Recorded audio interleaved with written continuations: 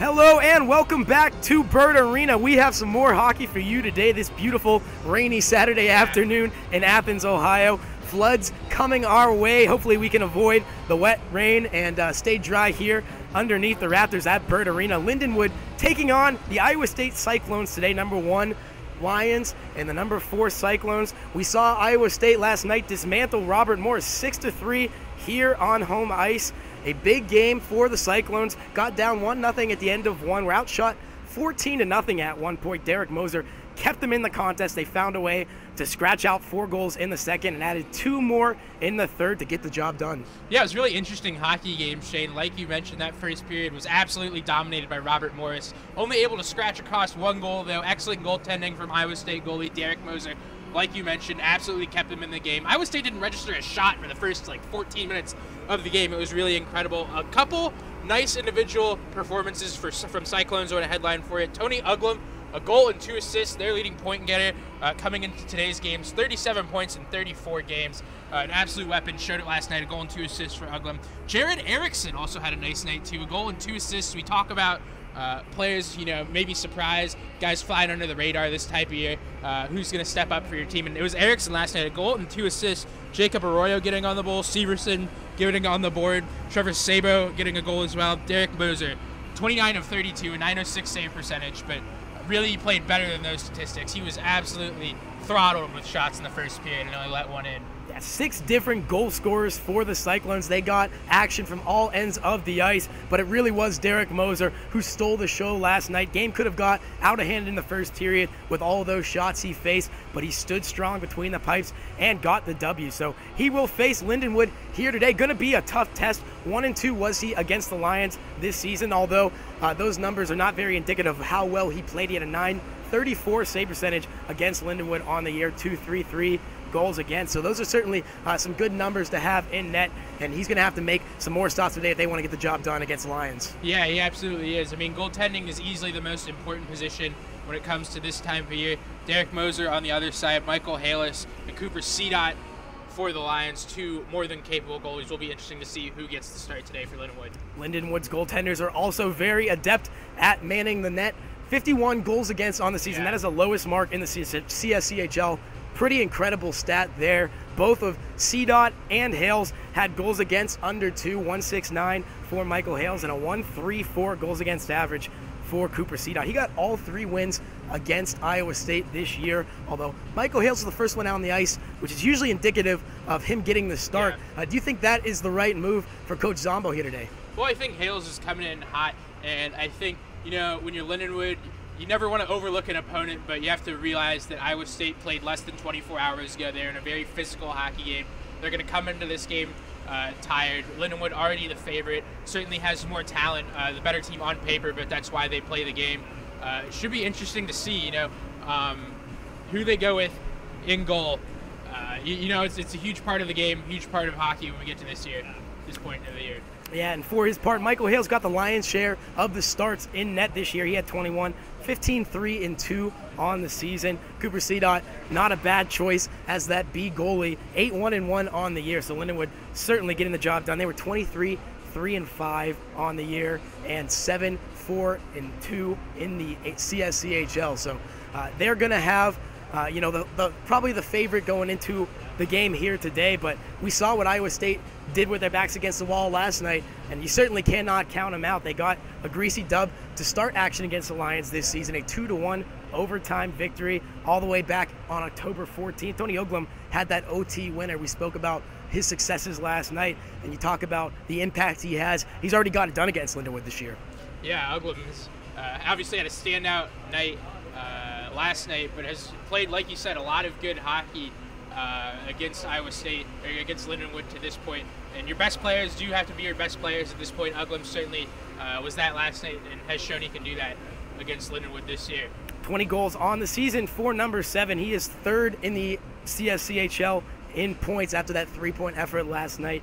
Keep an eye out for Tony Uglum. But as we flip the script and look at the Lions here, 24% power play. They were converting pretty well amongst the top of the ACHA, certainly at the top of the CSCHL, and 90.6 penalty kill percentage. Some great numbers on the special teams for the Lions. If they get an opportunity on the man advantage, watch out. Yeah, absolutely, and it starts with Mike Lozano leading this team in power play goals. You'll most likely see him line up on the blue line when the Lions are up a man. Very capable power play man. They have a couple of guys. You'll notice Lindenwood has a lot of size too. One of the biggest, if not the biggest teams in terms of size when we get to ACHA teams. And they throw a lot of those big dogs out there on the power play. Tommy Hines been another guy, very effective, tied for the lead in power play goals. And Appo Nurminen, we saw him come in here, score a goal against Ohio. Huge frame from Finland, has a great shot. Expect him to be all over the ice today too for Lindenwood. Yeah, they certainly get those man advantage tallies at nauseum. 6 power play goals for Lozano. He tied for the lead for the Lions this season. And we talk about what Tony Uglum was able to do for the Cyclones. Lozano really is the end-all to be-all for the Lions. Senior captain. Gonna have to step up here today, but he's gonna get some support from guys like Heinzman, you mentioned. He had 6 points against the Cyclones this year, 2 goals, 4 assists. And Jake Townsend, leading point getter among blue line walkers in the CSCHL, 31 points in 31 games for the NCAA transfer student. So big production there on the back end. Yeah, absolutely. Lindenwood, the biggest team that we've seen, at least here in Bird Arena, and probably the most defensively sound team in this league. I think Ohio's closely followed in terms of defensemen, but I think Lindenwood really solid on the blue line. It's a big way they play their game. They keep the play in front of them, do a really good job of taking away the middle of the ice, and they're more than capable on the offensive end too. Like you mentioned, they have a number of guys who are more than capable of scoring the puck from the blue line. And to counter Townsend, Cody Reuter, the captain for the Cyclones, leads all defenders with 13 points for Iowa State. He had a pretty good game last night. He's going to have to play in a big way here today. Yeah, he certainly is. I mean, he's going to have to do more than on the ice, too. The captain of the Cyclones, like you mentioned, they're going to need to rally. I know we saw them rally after the first period last night. They came out not playing well at all. Give Jason Fairman and the rest of his coaching staff a lot of credit. And they have no time to rest and the rest for the weary. They're going to have to get the boys fired up again and ready to go for another CSCHL tournament game today. We are going to take a quick commercial break. On the other side, we will have the starting lineups and the playing of the national anthem in advance of the puck drop. Lindenwood takes on Iowa State in about 10 minutes.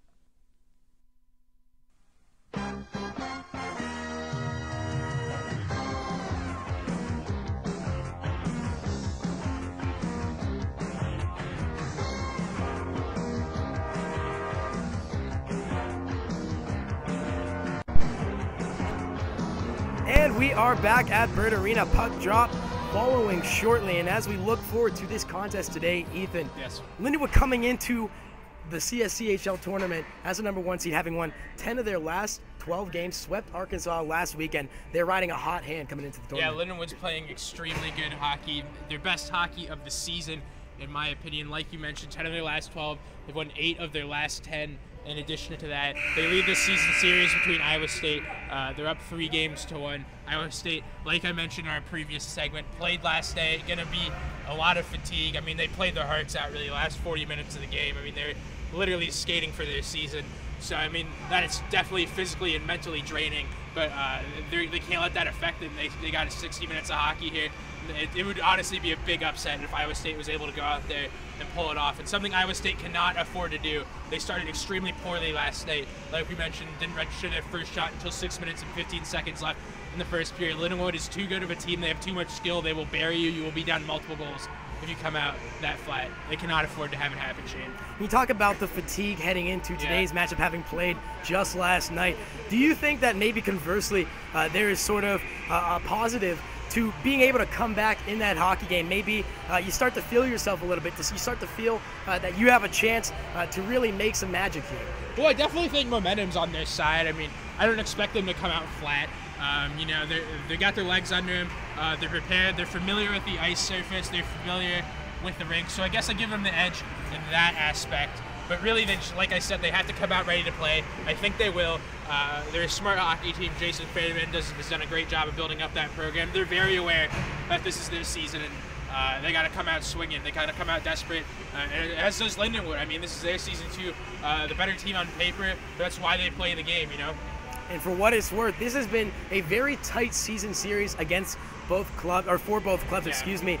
3 of 4 of those games were decided by a single goal, and the only other one was a 2-0 victory for the Lions. 2 of those ones went to overtime. Do you think that you're going to see more of the same here today, another tight hockey contest? Yeah, I would expect a very tight hockey game. Like you mentioned, if we're going by history, expect a tight hockey game, and it's playoff hockey. Neither team is going to want to give an inch. Expect a very physical, close hockey game today. And we are going to send it down to the ice for the announcement of the starting lineups and the playing of the national anthem.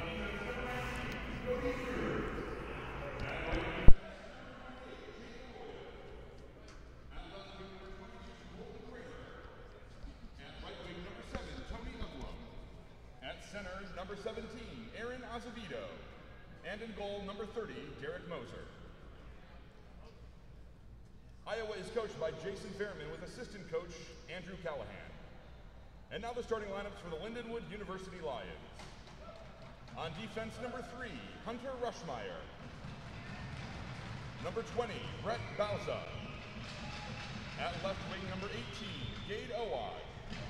At right wing, number 4, Joden Kilmowski. At center, number 7, Alexander Carlson. And in goal, number 29, Michael Howes. The Lions are coached by Rick Zambo. We invite you to direct your attention to the south end of the arena for the playing of the national anthem.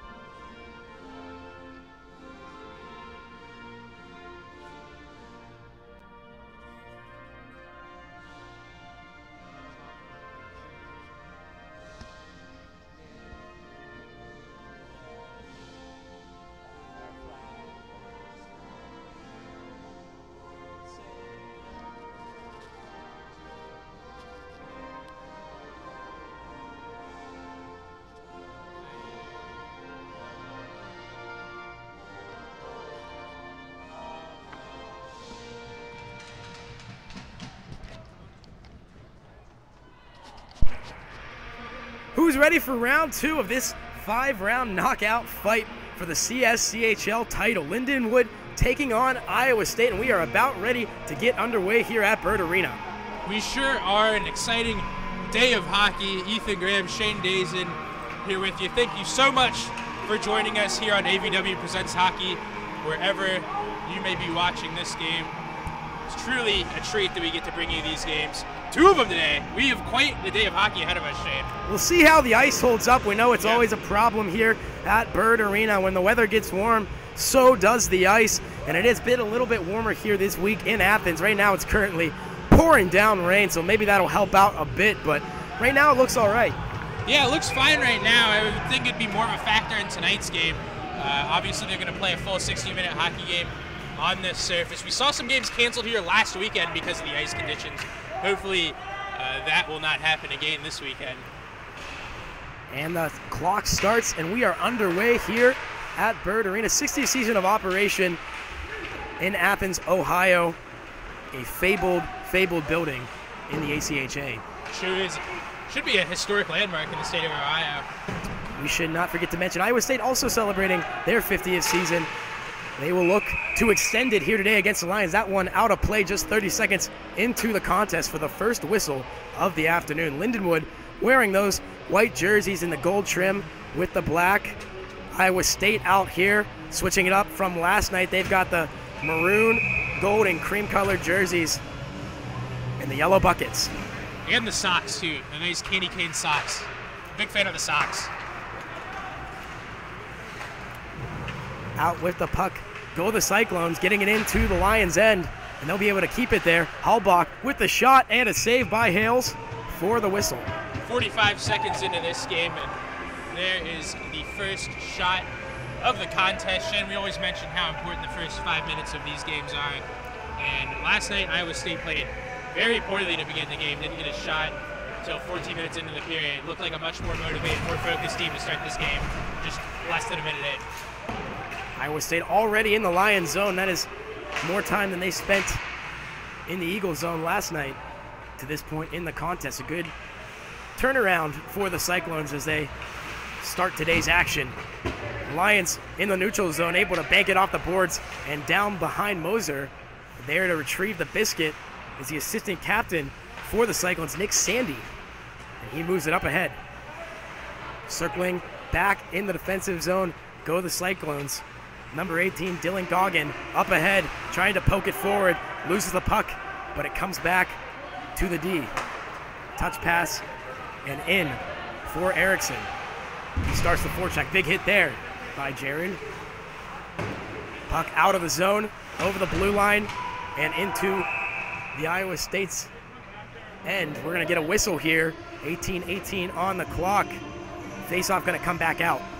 Expect a very physical game today, Shane. Both of these teams have a lot of size. Lindenwood, like we mentioned in our pregame show, one of the biggest teams in terms of size that we will see in the ACHA. Expect a physical hockey game, not a lot of open space, but a lot of hitting will be had today. And the Lions win the face-off. Alexander Carlson successful at the dot into the zone, and Carlson gives chase. Halbach takes a hit from Carlson. Down on the ice goes the Cyclones defender and gets back to his feet. Turned over to Townsend. Out in the slot. Shot by number 4, Jordan Klimowski. Goes into the netting for the blown dead puck. Great play by Kurt Halbach there to get a stick on it for Iowa State and deflect that one wide. Iowa State cannot afford to turn the puck over like that. Lindenwood is too good. They will finish. Got to take care of the puck. Klimowski, 16 points in the regular season, 9 goals and 7 assists.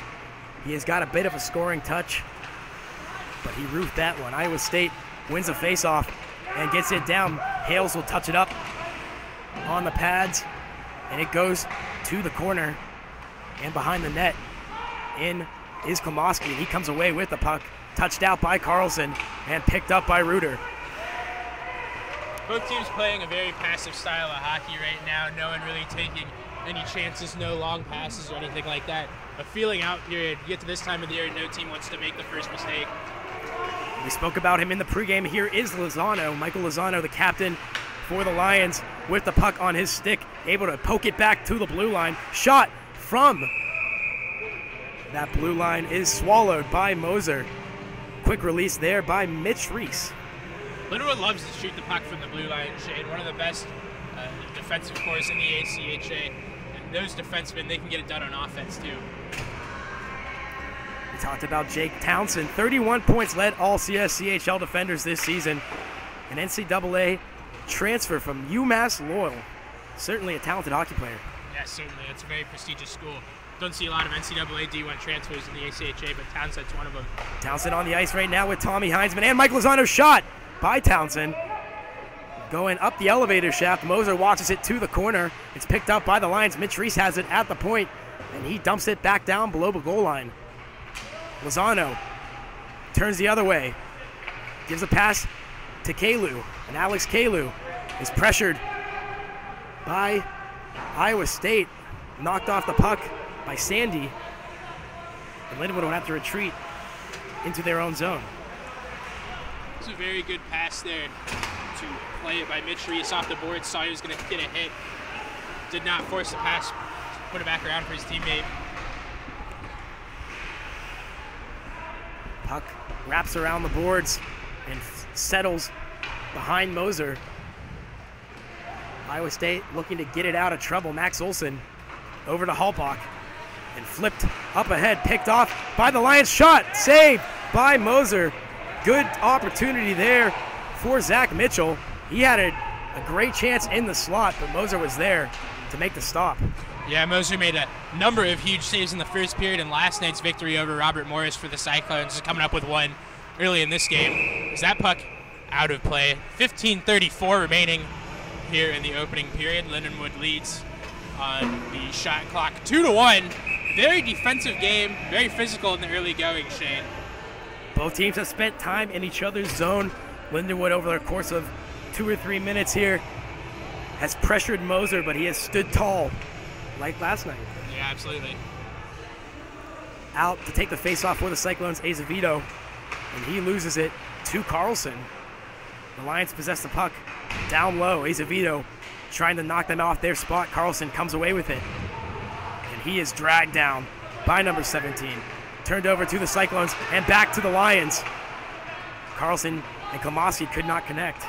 Lindenwood will have to try again. Pumping his feet into the zone is number 3 for the Lions, Hunter Rushmeyer. He converges down low with Carlson. He comes out with the puck. Up ahead for Kramer. Off the boards in the neutral zone over the blue line. As Hales watch on. Klomoski, pass across, shot blocked by Arroyo. Turned over, and a good chance there on the backhand by Tommy Heinzman. He had an opportunity with time and space down low to make a play, and Moser denied him once more. Yeah, good play there by Heinzman to go forehand to his backhand, glide to the middle of the ice, and get a very good scoring opportunity.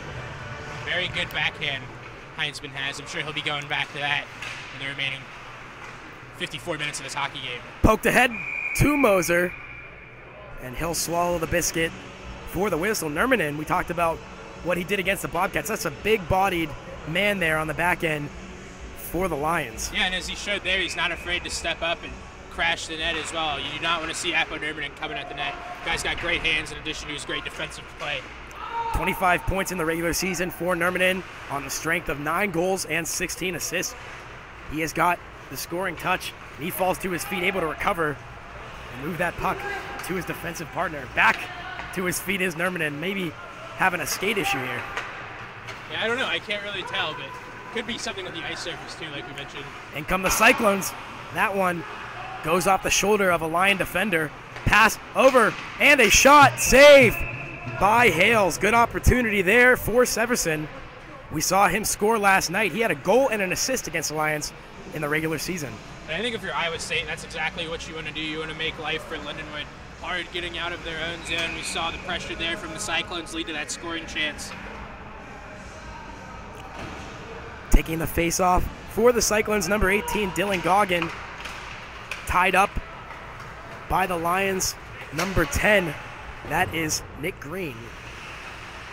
Lindenwood will take it into the Cyclone zone.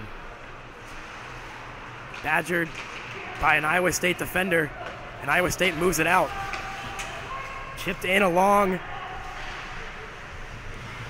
for the Cyclones. Back to the point, shot blocked. And a great opportunity as Zach Mitchell is able to get in front of that one.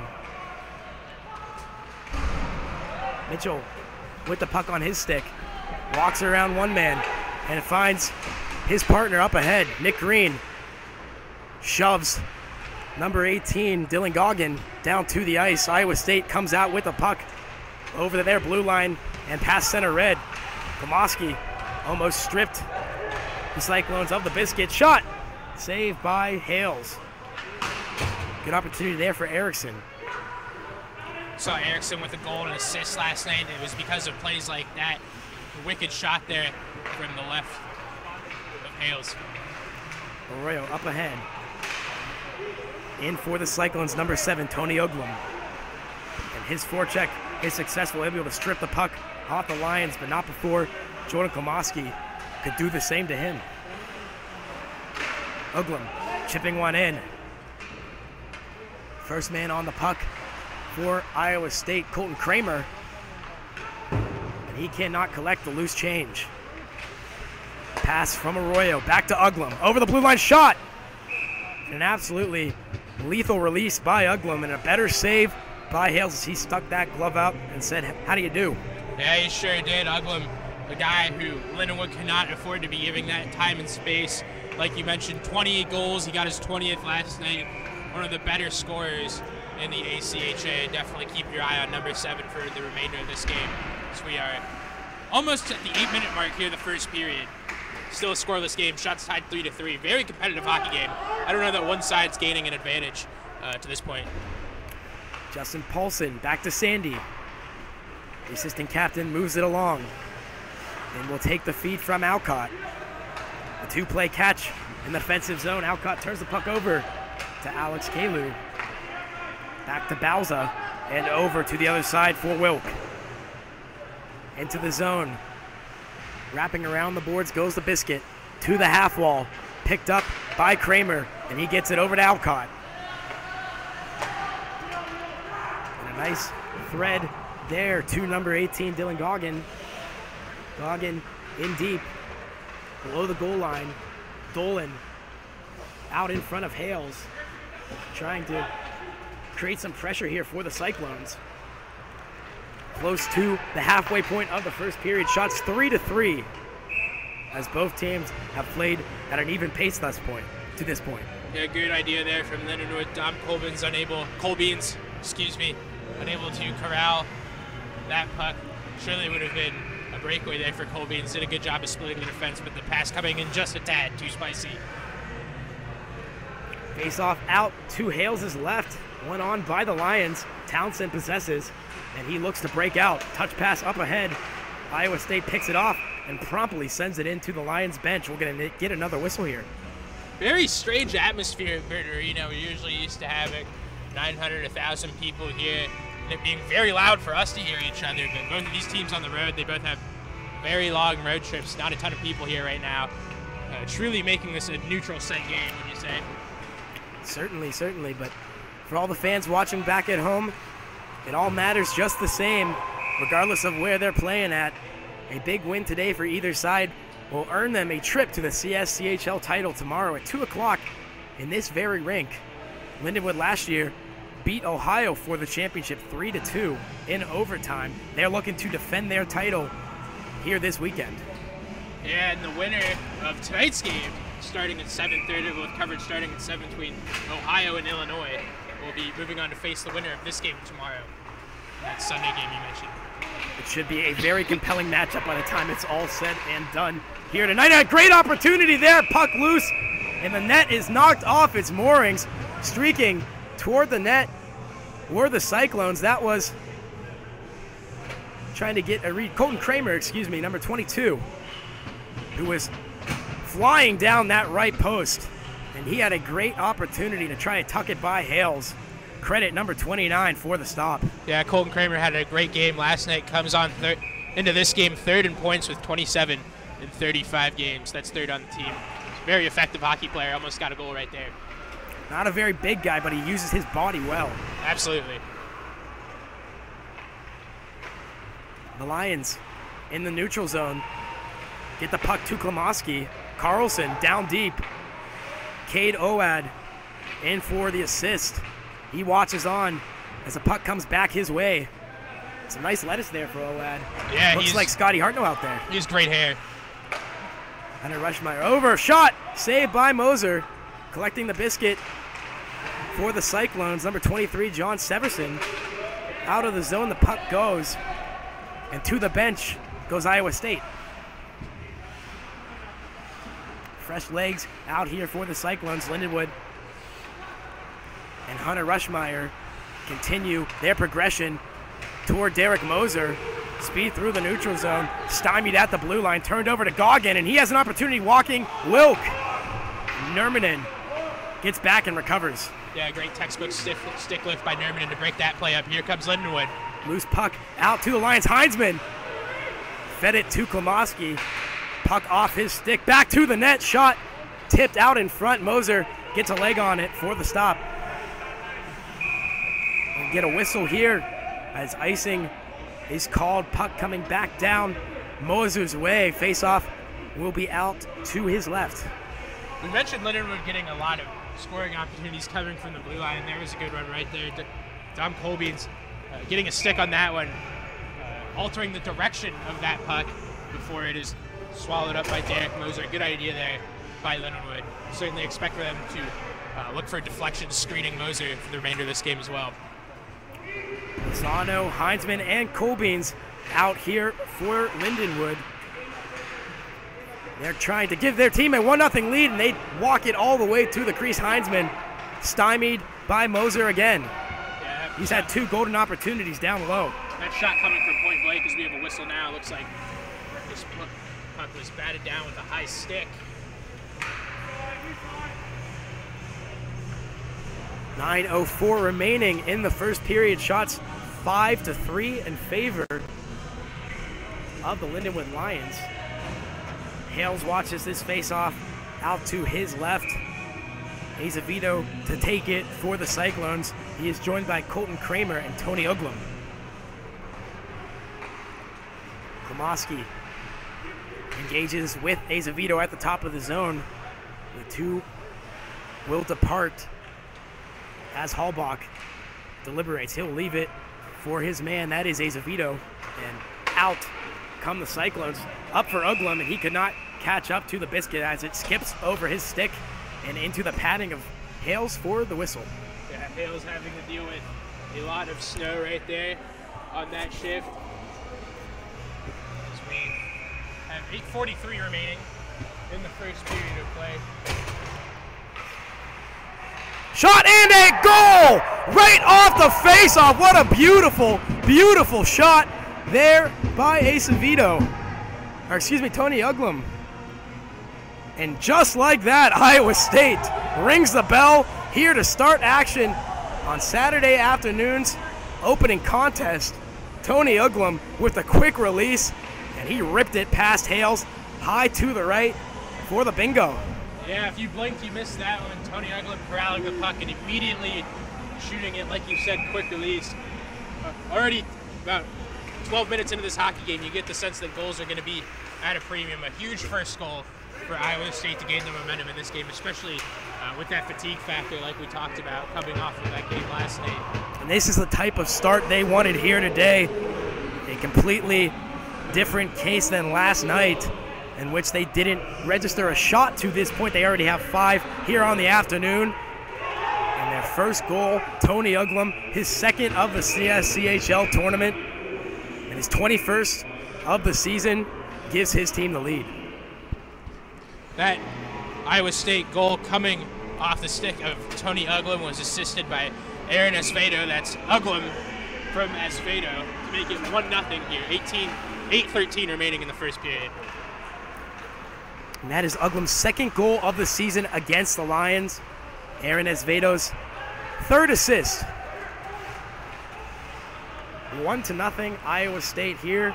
As time ticks off in the first period, Lindenwood will try to answer as Jake Townsend backhands it to the boards in his own zone. Speeding to catch up to it was Kalu. Kept in nicely by Paulson. And Iowa State's Dylan Goggin squeezes the puck between the boards and his skate as he tries to keep it away from Reese and Townsend. Iowa State doing a really good job of forechecking, working the puck deep, winning the puck battles, really winning the neutral zone to this point in the game. Done a good job along the boards as well, as evidenced there by Goggin's possession. Lindenwood able to poke it away after 2 or 3 attempts. Back down behind Moser's goal line and up ahead for Kramer as the Cyclones break out once more. Tony Uglum back on the ice for the maroon and gold. He goes down, hard hit by Wilk. Uglum with the puck between his feet, lost to the Lions. Up ahead for Heinzman, over the red line and into the zone. He walks in and is squeezed away from the puck by Sandy. And Sandy and Heinzman converge. Azevedo comes in to help him out. And up ahead to Kramer as he taps it in and heads back to the bench. Iowa State going with the change now, but as Lindenwood tries to break that puck out, they have pressure and forcing a turnover right there. It's the Cyclones. Nermanen almost paid for that one in a big way as the Cyclones, Trevor Sabo, tried to steal the puck away from him. Able to recover was number 25 and move it up ahead. Lindenwood into the zone. And down low goes to Grodny. And he is pinched on the boards behind Moser. Rushmeyer thought about winding up, and coming in was Green to take the shot instead. Moser watched it to the corner, and it wraps around to the other side of that D zone for the Cyclones. Flipped up high off the glass, out to the neutral zone, and back to Michael Hales' end of the ice. Grodny loses the puck at his stick over the blue line, picked off by Goggin. Alcott out here with number 18, and too early as he stepped over the blue line ahead of Goggin. We're going to get a whistle here with 5:46 remaining in the first period. Shots still 5 apiece, and the score still 1-0 thanks to Tony Uglum's quick release off the faceoff. Almost a really solid scoring chance right there for Iowa State. Jared Erickson just a step ahead of the blue line. He had an odd man rush, 2-on-1 with speed. Tough break right there for Iowa State. Down behind Hales is the Biscuit. Up and out from Mitchell to Lombardi, and he is engaged by Paulson. Out of the zone and back to the red line. Lindenwood trying to find a goal here before the end of the period and tie this hockey game going into the intermission break. Shot by Townsend, better save by Moser. And he got a good piece of that one as it goes into the netting off of that yellow blocker. Some marvelous passing on that shift right there by Lindenwood is number 21, Jake Townsend, rips that shot. I'd say that's Lindenwood's best scoring chance of the game right there. I thought they had a really good chance to put that puck in the back of the net, but Moser says no. Still a tie game, 5 minutes remaining. Here's a quick shot by Dom Colbeans. Squeezed by Moser for the whistle. They'll try that again. Alex Carlson at the dot for the Lions. As we mentioned, Colbeans with the shot. One on by the Cyclones in their own zone. Able to get it back out. Colton Kramer could not catch up to the puck. Jake Townsend plays it at the red line.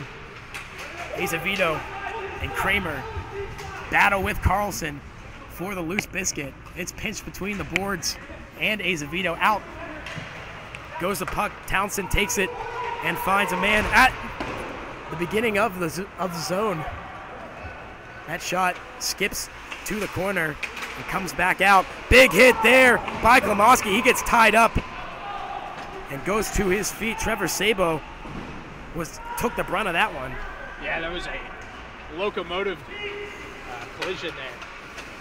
Severson gets a stick on it as Nermanen backhands one the other way in his own end. Kalu stopped by Alcott. Puck back to the Lions. Shoveled in to the Cyclone zone. Captain Cody Reuter plays it backward. And he has the puck at his twig right now. Up to Alcott, the assistant captain, over his own blue line. Out to neutral ice. And that is batted down by the Lions. Able to get it in are the Cyclones. Pressuring is number 11 for Iowa State, Hunter Dolan. He had a goal last night, a wide open cage off of a juicy rebound. His second goal of the season. He talked about how you find scoring from unlikely places. A guy like Dolan with that big goal last night, maybe one of those guys that could be a performer here, or looking to somebody like him in that role. Yeah, definitely. I mean, like we mentioned at the top of this broadcast, usually the guys you don't expect. I think that's a big part of what makes playoff hockey so exciting at any level, really. Moser plays it behind his own cage. Leaves it for Reuter. He deliberates and sends it to Arroyo. The D-men play catch once more as Arroyo enters the zone. Stopped by Mitchell, and he wheels around his goaltender. Mitchell continues to carry the puck with authority. Down low goes Mitchell from one end to the other, and he finally touches it back, and Nurminen cannot accept the pass. Played on to the Cyclones. Tony Uglum drives the net, picked up by Kramer on the backhand, and a huge save by Hales as he is able to stop Iowa State from taking a 2-0 lead. Two great opportunities for the Cyclones as both Tony Uglum and Colton Kramer got shots off on Hale. Yeah, Uglum with the first attempt there, just driving the puck right from that, trying to jam it by Hales, and then Kramer, like you mentioned, trying to follow it up. That was a really nice move by Kramer. It's a shame he wasn't able to finish that. That would have been a beautiful goal. He tried to tuck it on the backhand, unable to get that puck up. Hales with the pad on the ice to make the stop. Slapped in by Klimowski. Bangs off the backboards and comes out to the right half wall. Shot by Townsend. Squeezed between the pads of Moser for the save. 2:26 left in the first. Shots now 8-7 in favor of Lindenwood. Both sides will head back to the bench and get a set of fresh legs out on the ice as the faceoff comes to Moser's left. Lindenwood's just been a couple of inches away from having a couple of really nice scoring chances. A couple of times they've looked like they've had a scoring chance coming into the zone with speed, but have just been overpassed. Shot by Austin Wilk. Moser able to recover to get a piece of it. It goes into the netting for another whistle, and another faceoff ensues. Austin Wilk, a very good shot. Very nice opportunity right there. Off of the faceoff. Off the pad of Moser, though. One by Heinzman in the offensive zone. Colbeans tried to release a quick shot as he took the puck off the faceoff, blocked by the Cyclones, and they were able to get it out. But Lindenwood gets it right back in. 2 minutes left in the period. Over the head of Wilk and out to Hales. Getting back is Nurminen, and he will beat his man to the puck. That was number 8 for the Cyclones, Jared Erickson, who tried to get there first on the forecheck. Nurminen with a great effort to deny him of that opportunity. Yeah, Appa Nurminen, the total package. Great size, obviously, the finished product, but showcasing the speed and the hustle right there to break up that play. Huge, huge strides for the big Finnish defenseman. One of the largest guys we've seen in the ACHA this season. Bobcats have a couple big guys of their own, namely one, Grant Hazel, but he is not nearly as lengthy or wiry as Nurminen. No, but I would put Hazel's shot against anyone in the ACHA. We'll get a chance to look at that tonight at 7:30. Going to be a great contest as Ohio takes on the University of Illinois. Both sides won a pair of games against each other this season. They split 2 weeks ago here at Bird Arena. A 5-3 victory for Ohio on Friday night. They were down 3-2 at the end of 2, but scored 3 unanswered goals to take home the W. And Illinois, yes, able to recover to get the last game of that series, a 4-3 overtime victory. Jake Barnhart backstopped the Fighting Illini to the victory. A lot of parity in the ACHA in that Illinois-Ohio game. Good example of that. And so is this game. You know, Iowa State came in, I would say if there was a money line, definitely be the underdog. But holding their own, winning the first period as of right now, but there's a minute left. Iowa State's Tony Uglum and his first line partners into the Lions zone. Turned around by Townsend. And we're going to get a whistle here on the offsides. 55 seconds left in the opening frame. We talked about the parity factor in the CSCHL. And you look at the numbers in the regular season, Ethan. Lindenwood gives up 51 goals for the entire season. Iowa State gave up 104. More than double what Lindenwood gave up. But here they are, 1-0 in the CSCHL tournament, looking to ice this lead and head to the locker room ahead at the end of one. It's another thing that makes playoff hockey great. Throw it all away. It all comes down to this one game. Alexander Carlson, to see if he can have a say about that. He fanned on the puck. It goes back to Balza in the neutral zone. Touched up to Runyon. Number 6 gets it to Klamoski. And Cade Owad takes it over the blue line. He has a puck on his stick now. Shot by Owad, blocked by number 23, John Severson. Played up ahead for the Cyclones as Hales looks ahead. Shot by Sandy, 8 seconds left. Hales directs it away and tosses it back up to Runyon. Time gonna tick off the clock at the end of one. 1-0. Iowa State taking the lead into the locker room. Tony Uglum with the lone tally to this point, assisted by Aaron Azevedo. Those two looked pretty good. That first line looked pretty good, and they are feeling pretty good after one. As they should, you know. I mean, they obviously have a great challenge in front of them. Still plenty of hockey to be played. Only a 1-goal lead. It's certainly not going to be enough to win this game. Very physical hockey game, very tight hockey game. One definitely not going to be enough, but would not surprise me if 2 was enough. Not a lot of space out there right now. Very defensive game. A lot of it played in the neutral zone. But talking about Lindenwood, it seems like they're just a pass away, particularly on that last rush there at the end of the period. Had a nice 3-on-2 chance, but ultimately unable to score a goal there, just offsides. Tough break for them. Credit Iowa State for clogging those lanes, able to get ahead and block a couple of those errant shots by the Lions. 10-8 in the shot category. Lindenwood leads at the end of one, have yet to find the back of the net. We're going to take a quick commercial break, and when we come back, we will be back with an intermission report here at Bird Arena.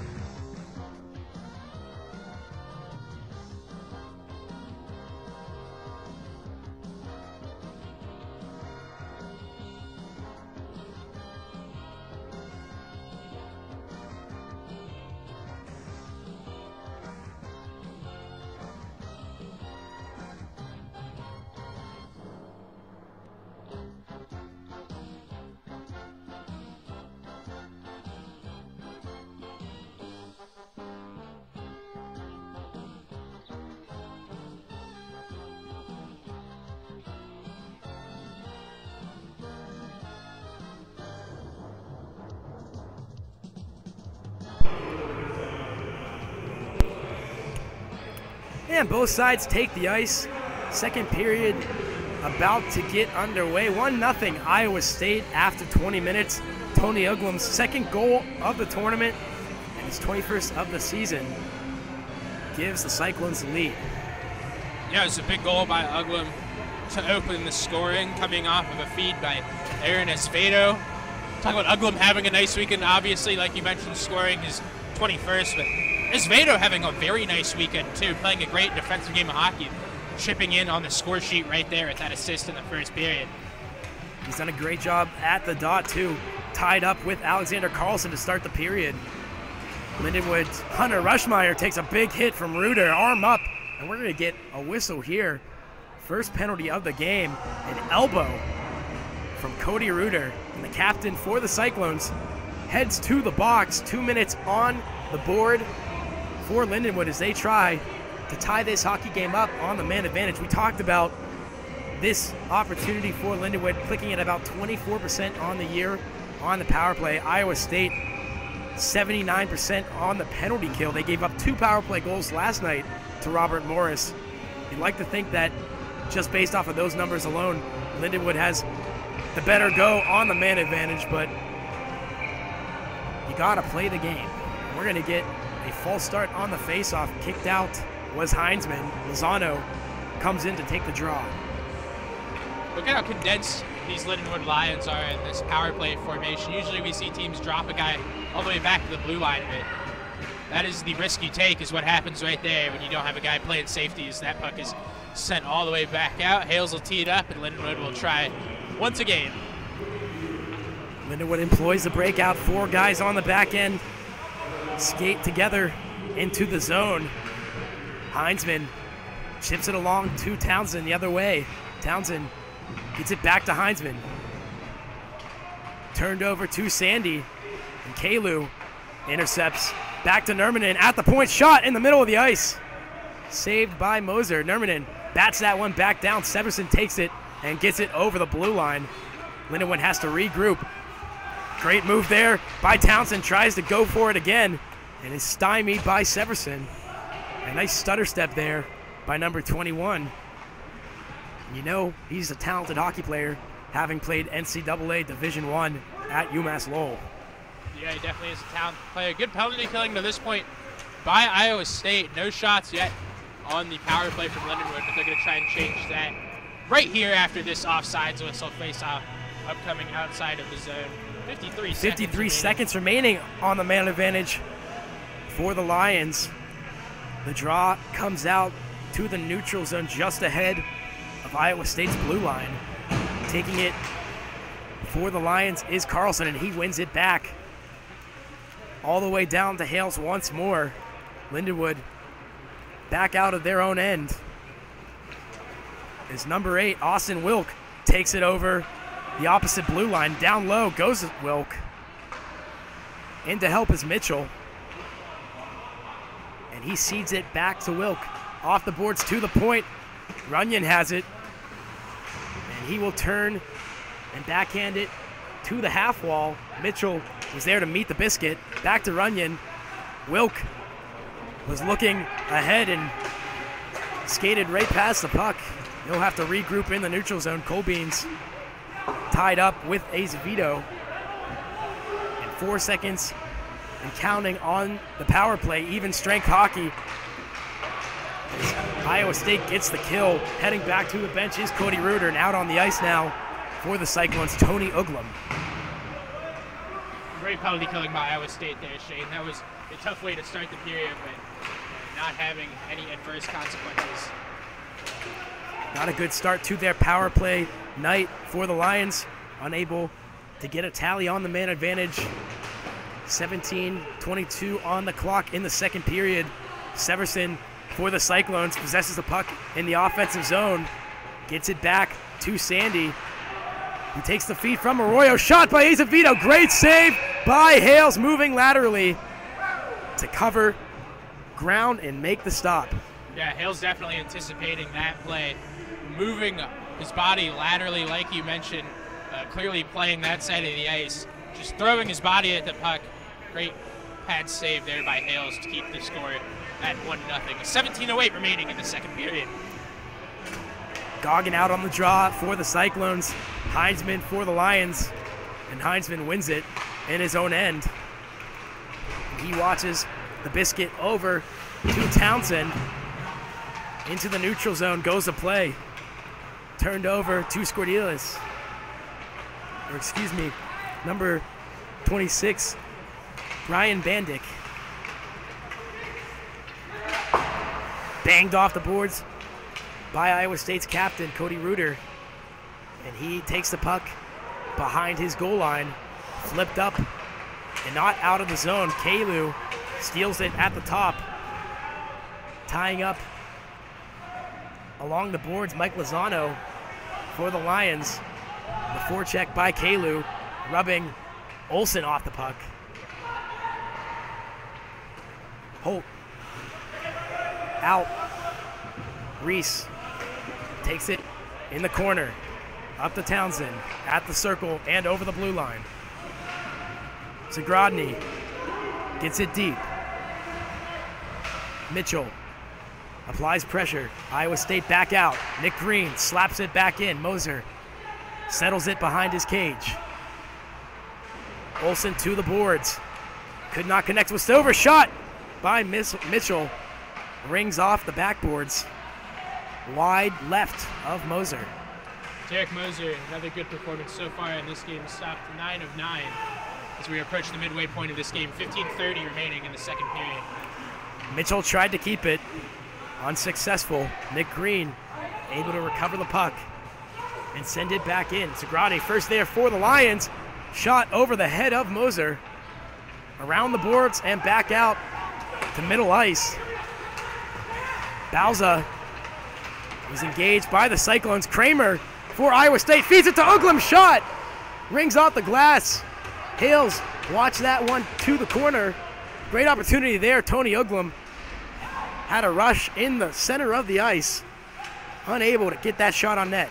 Yeah, rare miss by Uglum. This is a good deflection by Iowa State. As Veda and Uglum have been everywhere through these first two games for Iowa State. Two of the best players on the ice for any team we've seen in this tournament so far.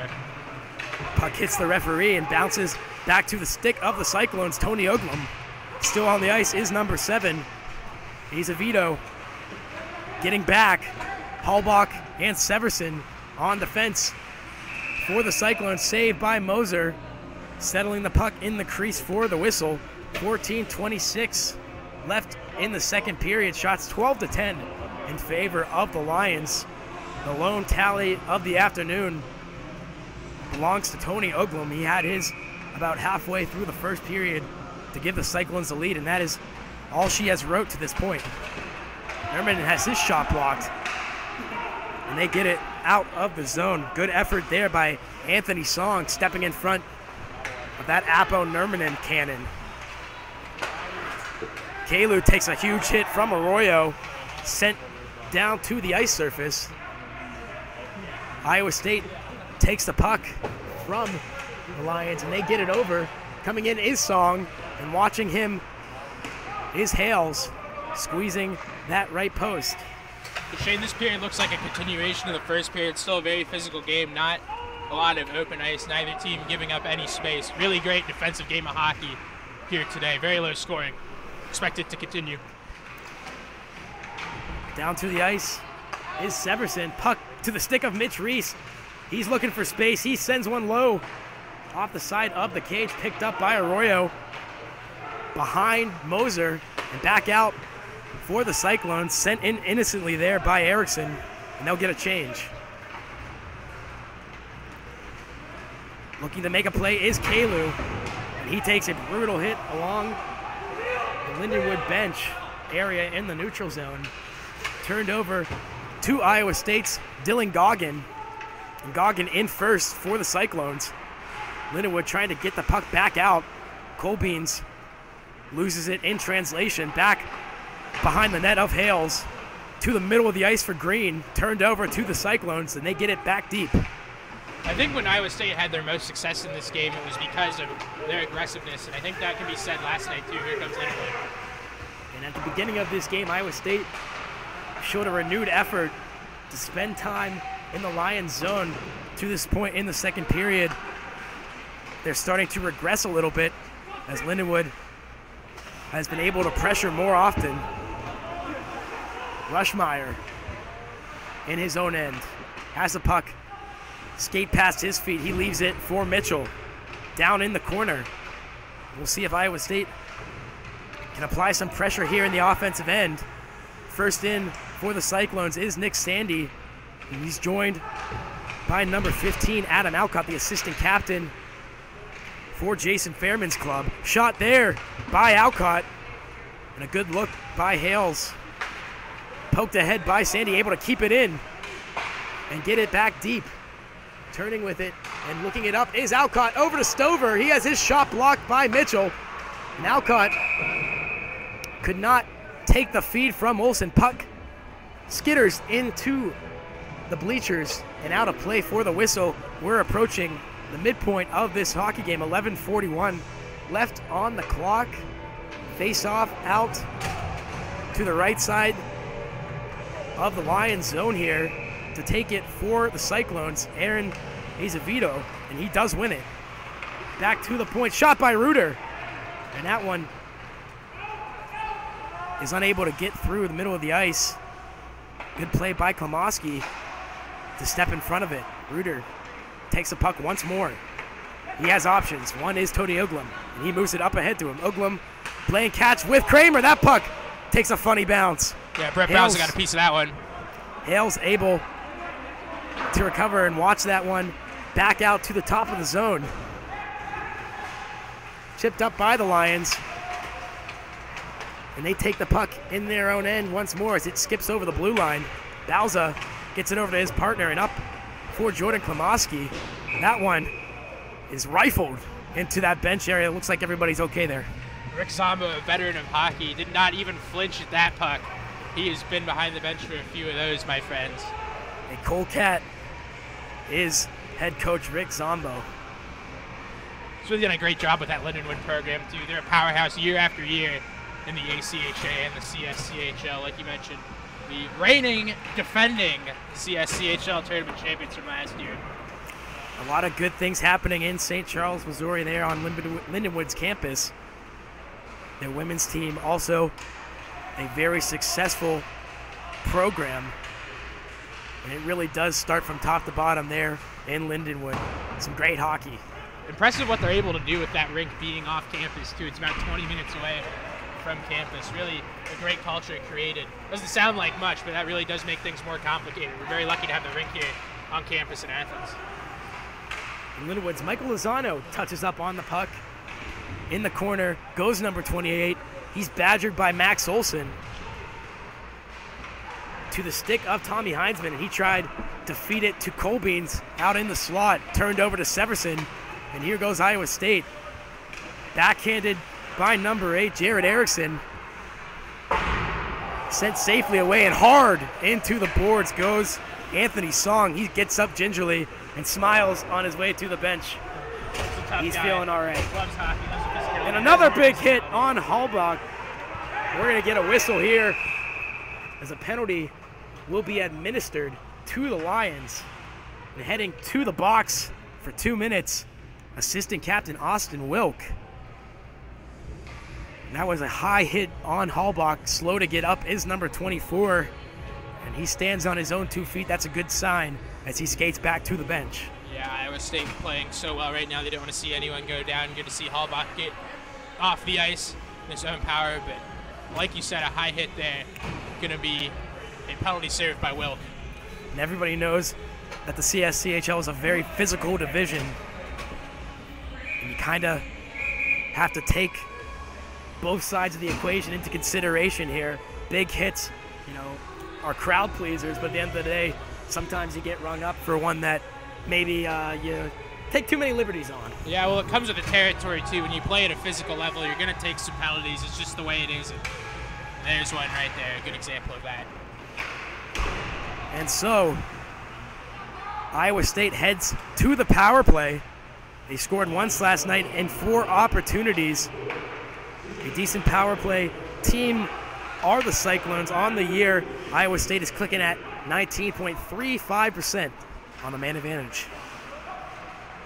And they set up shop in the offensive zone here. Tony Uglum at the point, releases it, flutters over the head of Hales, and another opportunity. How did he get back? Michael Hales does the splits to deny Iowa State of a golden opportunity. Puck came down low to the stick of a Cyclone forward. And Hales with the stick in the cage right now, trying to keep this one knotted 1-0. He scoops up that puck low in the crease for the stop. Yeah, Colton Minute Kramer, 9 left on the power play. Colton Kramer finds the puck right in the middle of the ice, tries to elevate it, but a good pad save by Hales without the stick to make the save. 8:52 remaining in the second period. Iowa State clings to a 1-0 lead. If you're just joining us, it was Tony Uglum who got the Cyclones on the board from Aaron Esvedo. Now here on the power play for the Cyclones, Dylan Goggin, number 18, Trevor Sabo, number 9, and Adam Alcott, number 15, are the forwards. Playing defense, Max Olson, and his partner, number 20, Anthony Song. Feeling no ill effects from that hit earlier along the boards. Song back out on the ice for Iowa State. In low is that forward group. Puck comes back to Song, and he walks the line at the top of the zone, gets it back down deep, and Song takes it once again. Shot by Song off of the shaft of number 18, Dylan Goggins' stick over the head of Hales, off the glass behind the goal line. Puck comes out to the neutral zone. Max Olson turns around with it and takes it in. Shot over the right shoulder of Hales, around the boards, and another one-timer by Uglum. Pad save by Hales to make the stop on number 7. Uglum takes the puck as Lindenwood tried to dump it back down deep, and he circles the zone. A great opportunity for Kramer off the feed, hits the iron, and Michael Hales is down in the cage, and this does not look good. Did not see exactly what happened to him. Not sure if he was bumped or not. He gets back up, but he is doing so very gingerly. Yeah, it just went down awkward, it appears.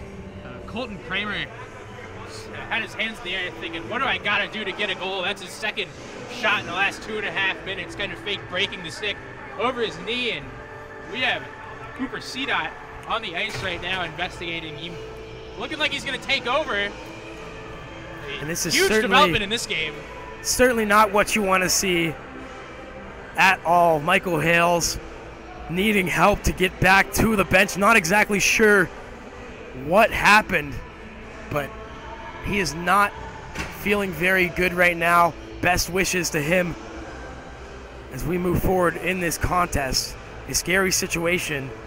If you are the Lions, you never want to see anybody go down.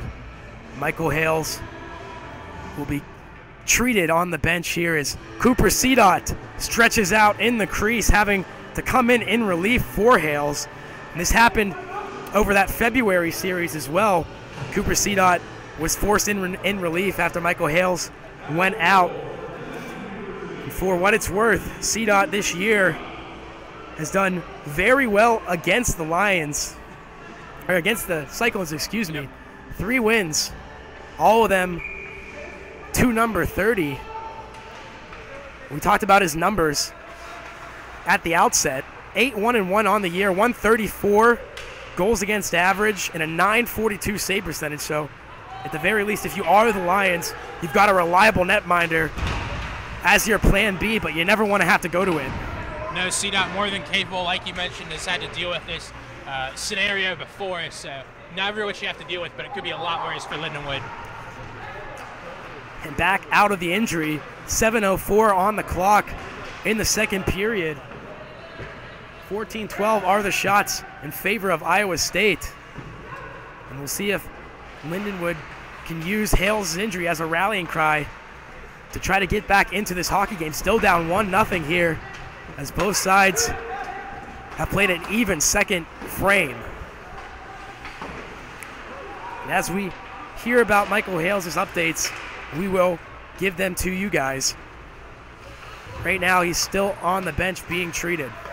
Shot there by the Lions, flipped over and settling at the top of the net. That one bounces back out in the slot there. A slew of bodies down on the ice. And that was chaotic there in the middle of action in front of Moser. Finally out to the neutral zone goes the Biscuit. Reese gets it in. Kalu first in for the Lions on the forecheck. Great move by Heinzman. Able to walk around one man with a beautiful deke. That one back out behind the goal line of CDOT. Arm up for the ref. We're going to get an icing face-off coming back down to the Iowa State Cyclone zone. Yeah, this is exactly what Lindenwood needed to possess the puck, let CDOT ease himself into the game. Nothing would help him more than that equalizing goal. Give Cooper the chance for the win in relief, baseball style. Face-off won by the Lions. Nermanen first with the puck at the top of the zone. Plays catch with Lozano. And Lozano feeds it to the other side. Back around the boards. And at the half wall on the left end goes the Biscuit. Kept in by the captain for the Lions, Mike Lozano. At the top of the zone for Lindenwood. Cannot connect with Tommy Heinzman. And Heinzman will regroup. He feeds it to Lozano. Kalau has the puck, and he walks over the blue line with speed. Helping him out is Nermanen. Lozano turns and burns with it. Flipped up and stolen by Severson. He gets it out and up for Erickson. Anthony Song in for the maroon and gold as well. Hard off of Alexander Carlson's right leg. Bouncing to the stick of Lozano. Carlson and Lozano able to get the puck deep. In to help is Kate Oad. And that one slides back over the blue line and all the way into the Lindenwood zone, excuse me.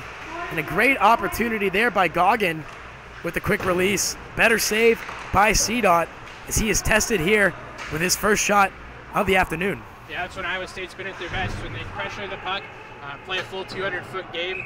Goggin almost making Lindenwood pay for that turnover. That would have been a huge goal and a costly mistake. Lindenwood has to take care of the puck, especially when they have CDOT in there, who's just getting used to being in the game and being loose. 4:12 left on the clock for all you Pittsburgh fans back home. Pittsburgh's area code special numbers for me being from the Steel City.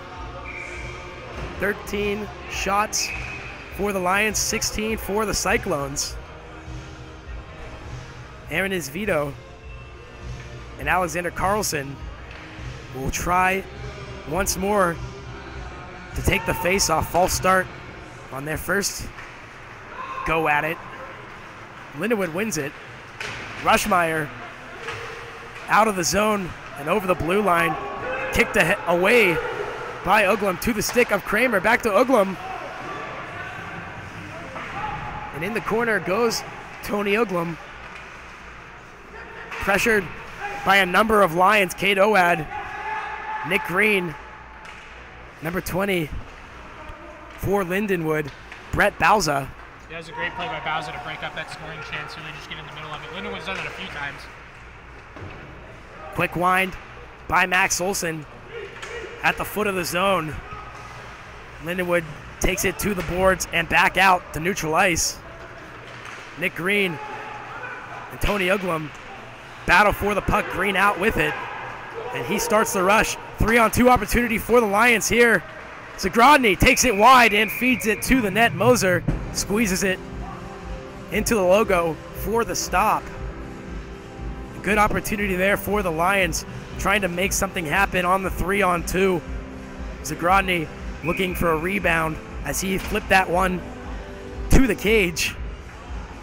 And Moser would not give him the opportunity.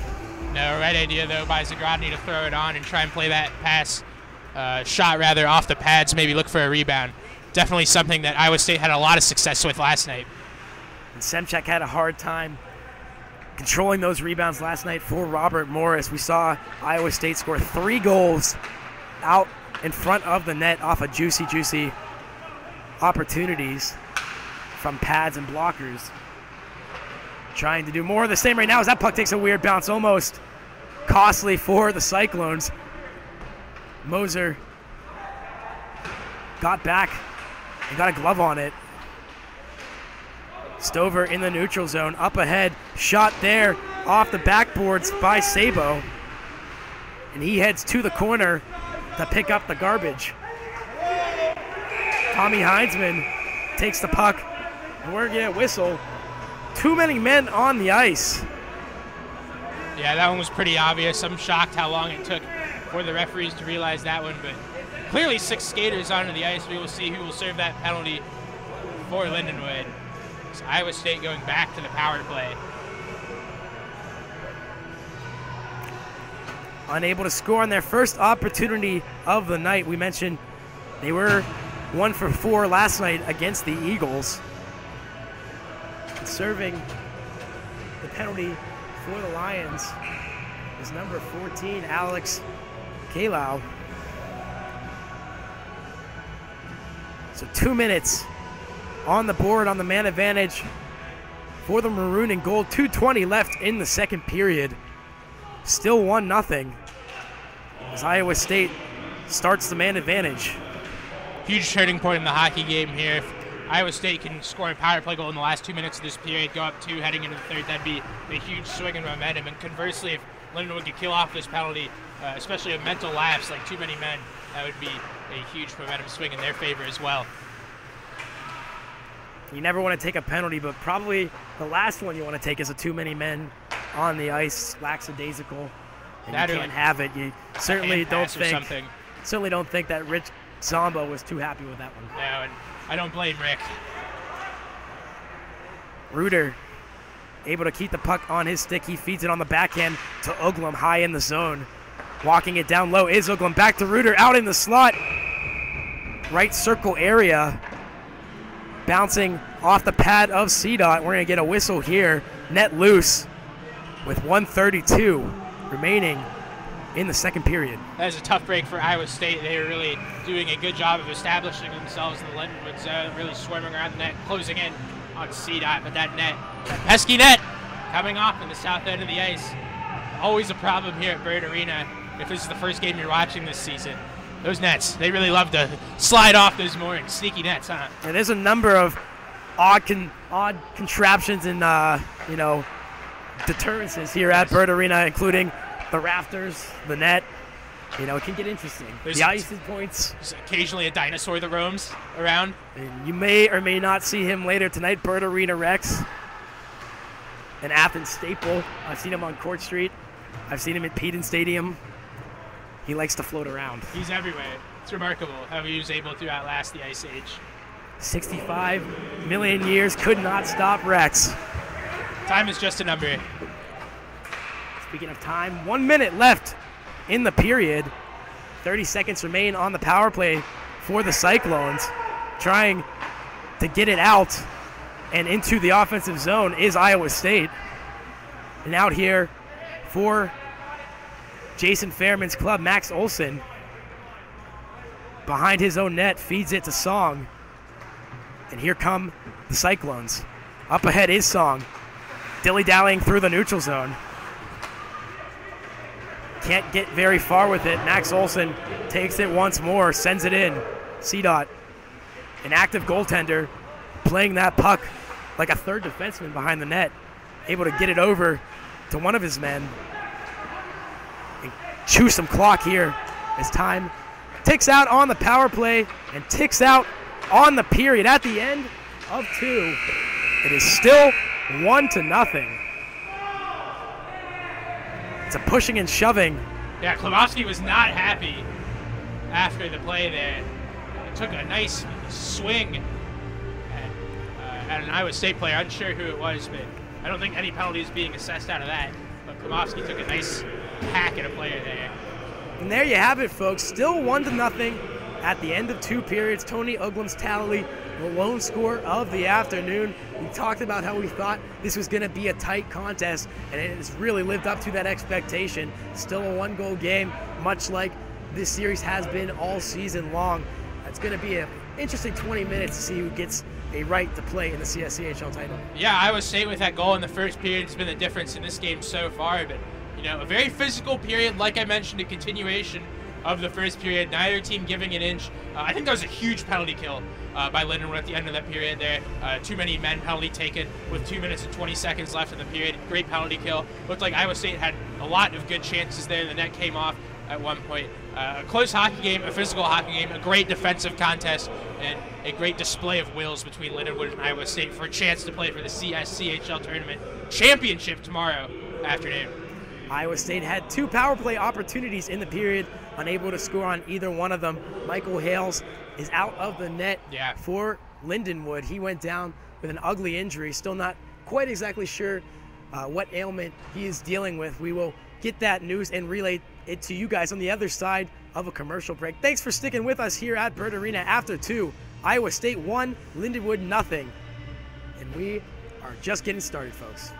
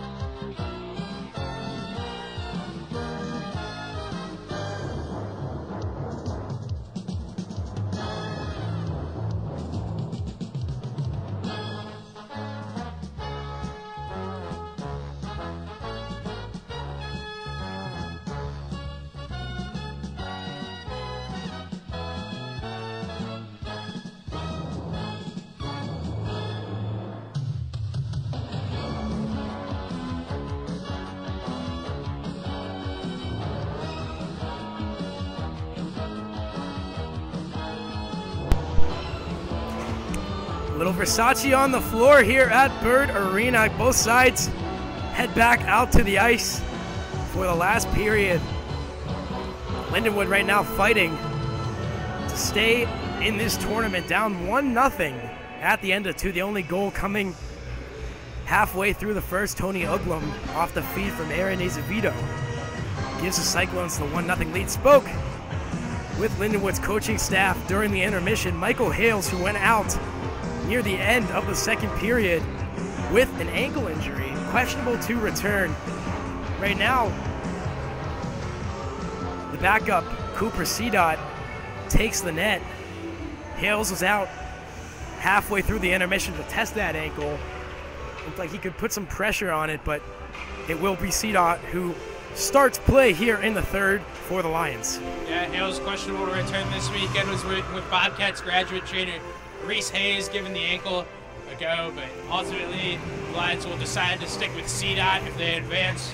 We may see Hales tomorrow, but I would imagine in an emergency situation, Hales would be able to go back in if worse came to worse and CDOT went down with injury too. But hopefully for all the Lindenwood faithful giving us a watch on AVW Presents Hockey, that is not something that will become a factor in this game.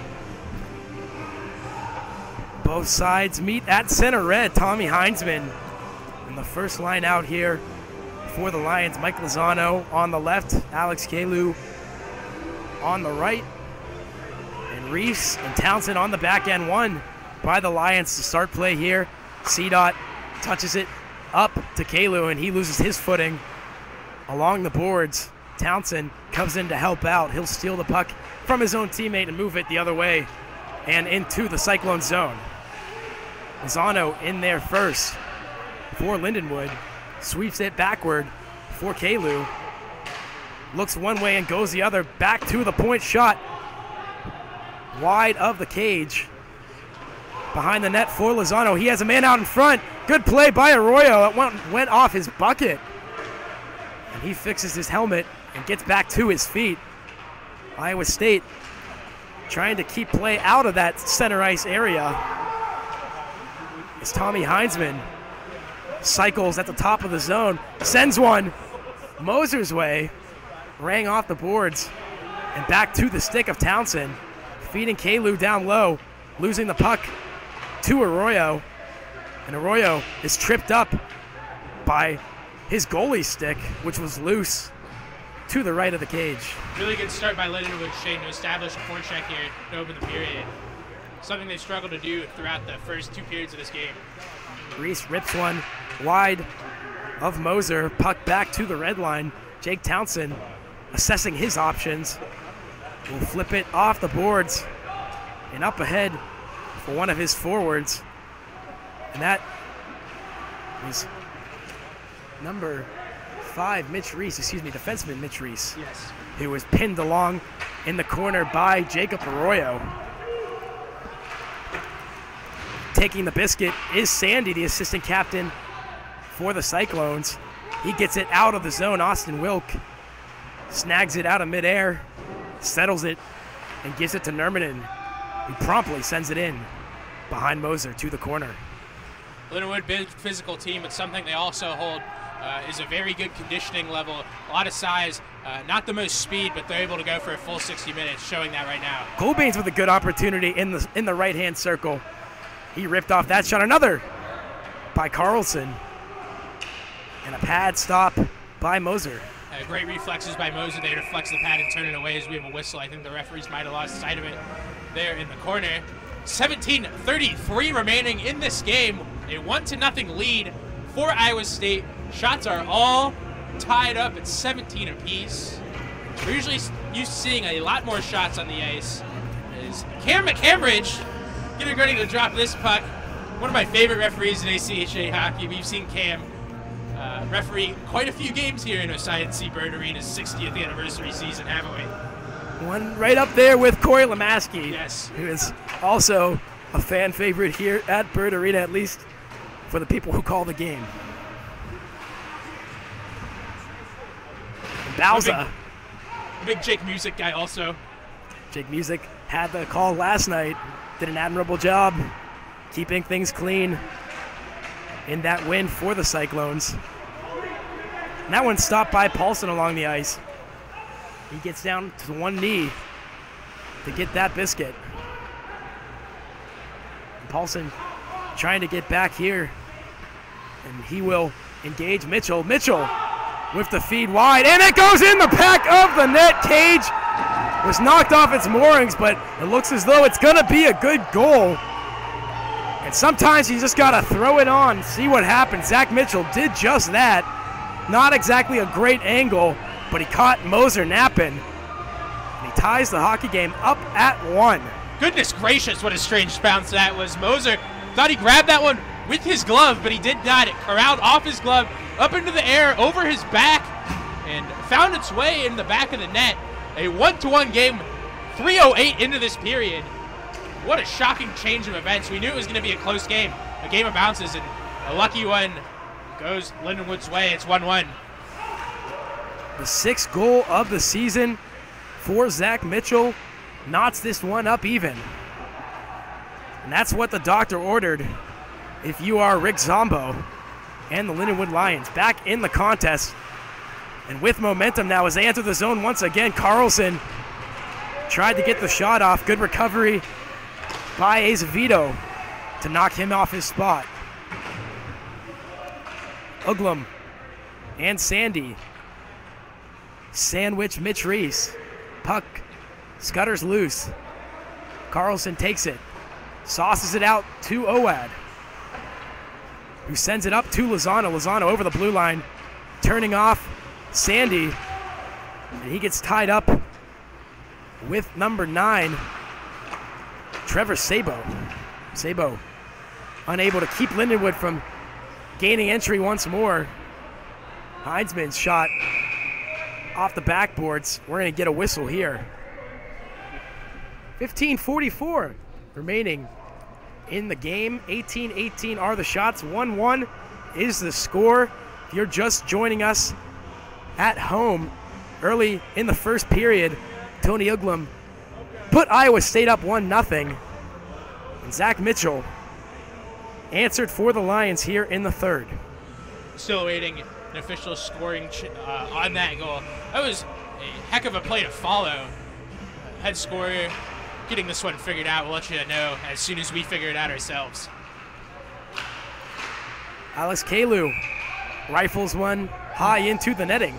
Good stick positioning there by Iowa State. Shane, Alex Kalu, big body, trying to move that puck to the middle of the ice, the scoring area, and put it past Moser. But a couple of nice, crafty poke checks send that one up into the protective netting. 15:36 remaining in the third period. Everything is virtually identical. 1 goal apiece, 18 shots apiece. Moser's had to make a ton of saves against the Lions this year. Twice did Lindenwood ring up 39 shots on him. To this point, they have fallen short of that mark. Only 18 on the board for the Lions as we approach the 15-minute mark here in the third period. Arroyo passes it to Reuter. Blockered into the netting by CDOT for the whistle. CDOT's really done an admirable job since coming on. A great shot turned away there. Very fast-moving shot. CDOT stopped every shot he's faced since coming on in relief for Michael Hales. As looks like we're having some confusion with the Iowa State line changes. They are acting as the away team, so they get the last change. This has been an issue multiple times this game, Shane. Some miscommunication, perhaps, not sure. But the referee warning Coach Jason Fairman that his antics will not be accepted here. This is not something we usually see come into play, the line changes, but nonetheless, referees want to make sure they do a good job, get everything correct. I don't blame them. And this being the CSCHL tournament, you certainly hope that all the right calls are made.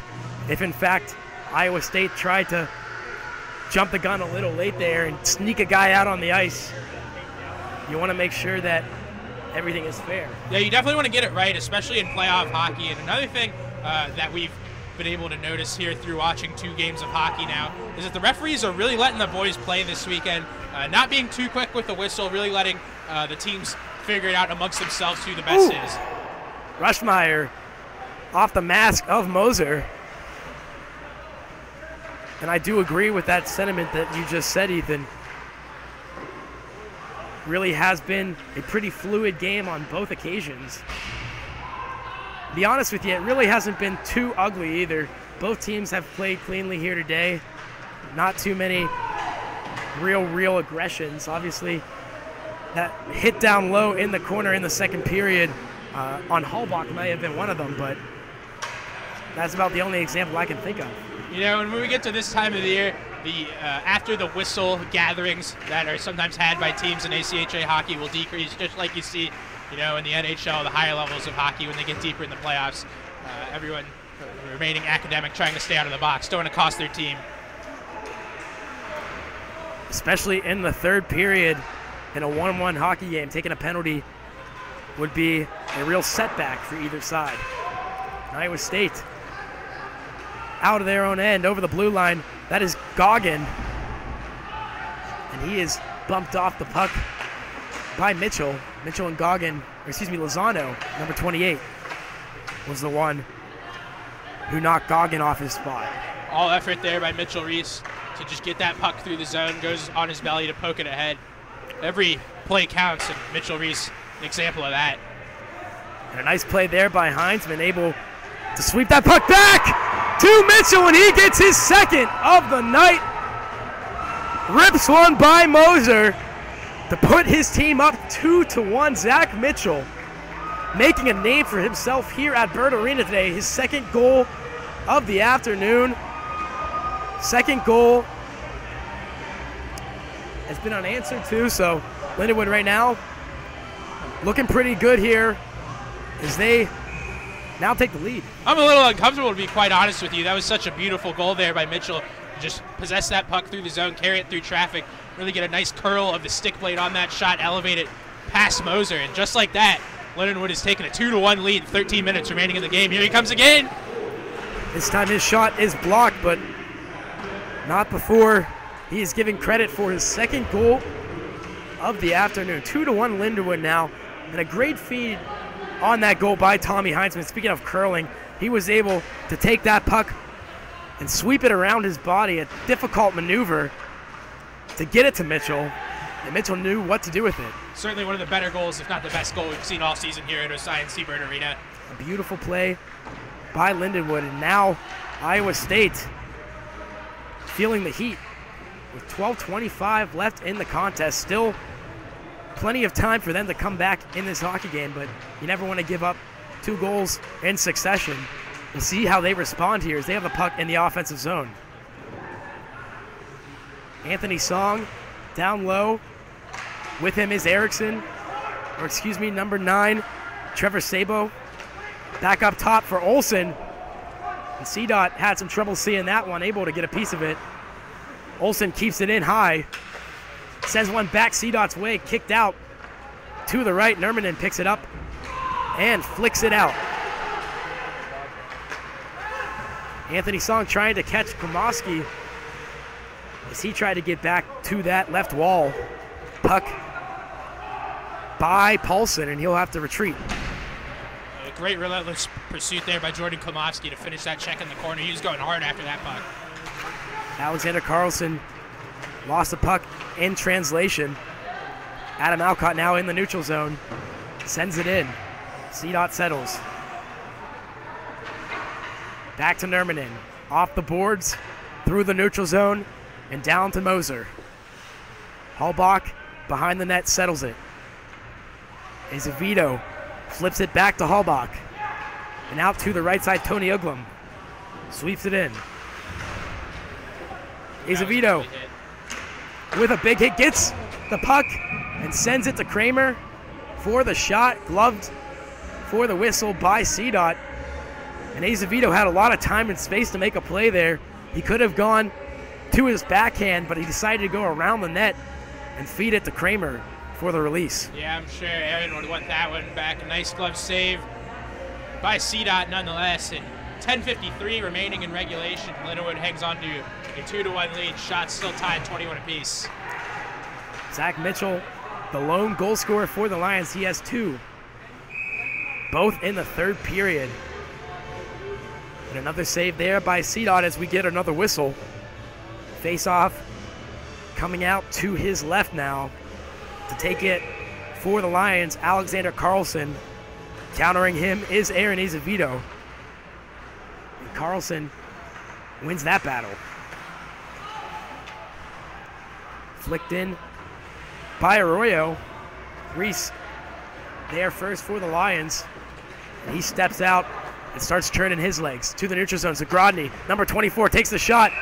Moser couldn't get it on the first attempt, but was able to settle it on the second. We'll get another whistle, and a face-off comes to the Iowa State Cyclone zone. Right idea by Moser to freeze that one, slow down play here. Lindenwood is swarming really after those 2 Mitchell goals. They look like a completely different hockey team. It looks like a completely different hockey game from the first 2 periods. Lindenwood really playing a fast up and down game right now. It's still a 1-goal game here. We talked about how tight these 2 teams play each other. You knew it was going to be a dogfight here today, and it has lived up to the billing. Sort of a slow first period. They were feeling each other out. They picked up the pace in the second, and now each side is flying here. Exactly what we expected, a battle of 2 of the heavyweights in ACHA and CSCHL hockey. Goggin tried to send one down for number 26, Brian Bandick. Haven't seen him out on the ice too much today, but he gets a shift here in the third, and Bandick gets a piece of that puck down low. Redirected it, and we're going to get some pushing and shoving. Heinzman and Lozano and Reese in on it for the Lions. Reese, the most prominent of those 2, as he takes exception to Bandick poking and prodding at his goaltender. Yeah, Cooper Cedot, the goaltender you mentioned, made an incredible save right there. That puck was deflected, redirected at least 2 or 3 times, but Cedot staying with it, maybe a little bit of luck too. This looks like we're going to have some offsetting penalties. And Bandick will get a slashing call. Reese will get a roughing call. And we will play 4-on-4 hockey here with 9:41 left in the game. Iowa State in the Lions zone. Azevedo at center. Kramer joins him up top. Olsen and Sandy back down low. And out here for Lindenwood. Lindenwood taking exception to Iowa State crashing the net. Iowa State, very physical team, very aggressive team. That's when they played their best hockey, when they've gotten all the way downhill and crashed the net this weekend. A huge part of why they're here right now. It was a huge part of why they won that game last night. And out for Lindenwood, Carlson, Klimowski, Nermanen, and Wilk. 22-22 are the shots. Iowa State looking for the equalizer here as time ticks off the board. Kramer with the puck at his stick has to work around his own man there, and there's Azevedo. Kramer fans on it, turning it over to the Lions. Out is Lozano into the zone, shot wide of Moser. Around the boards and back to neutral ice. Wilk collects it and turns the other way. Iowa State still with plenty of time here, 8:49 remaining in this game, down a goal. No reason to panic, but they do have to have an understanding, a sense of urgency to get something going. They're down a goal. If they lose, they're eliminated from this tournament. Got to get something going. Tony Uglum with the puck at his heel. Turned over to Townsend and up to Lozano.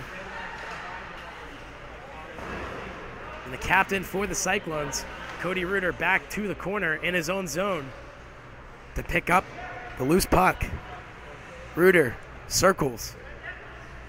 Gets it to his partner, Jacob Arroyo. Back to Reuter. And walking with it is number 19. Tony Uglum and Reuter connect. And he pushes it along to Severson. Picked up by Hallbach. Shot. High over the net. Nick Green churning his way to the loose puck. Could not get it on the cage as it goes back out behind CDOT. Hand up and an icing call. Moser will watch on in his own zone as his team tries to win the draw. 7:39 remaining in this game. Shots tied at 22. Lindenwood holds a 1-goal advantage, and the intensity really picking up in this one, Shane. Both of these teams know it's on the line. A chance to play for the CSCHL tournament tomorrow at 2 o'clock. This is what playoff hockey is all about right here. It really just has been a great weekend for hockey here at Bird Arena. We saw a pretty exciting game last night. Iowa State recovering from an early slow start to take a 6-3 win, a slew of goals in the second period. And today has been no exception as these two teams battle for that elusive spot in the title game. Absolutely. Couldn't agree more. 7 minutes left. It looks like a scrum along the boards. Some hacking and whacking ensues as Reuter and Severson are in for Iowa State, and everybody converges down low. Can't believe the refs aren't doing anything about this. Finally, they blow a whistle. The two sides could not do anything about that one as 10 guys converged on the biscuit. Rick Zombo and the Lindenwood faithful would have been fine with that for another 7 minutes of game time, as he was encouraging his team to continue to just get that puck jammed against the boards and take time off the clock. But we're under 7 now, 6:54 remaining in regulation here. Tied up and taken by the Cyclones. The maroon and gold over the blue line of the Lions. Stopping with it was Sandy and directing it back behind CDOT for one of his men. Adam Alcott has the puck. He flutters it in. Nermanen off the feed from Wilk. Slides it through the neutral zone. Picked up by Paulson. And back out comes number 10.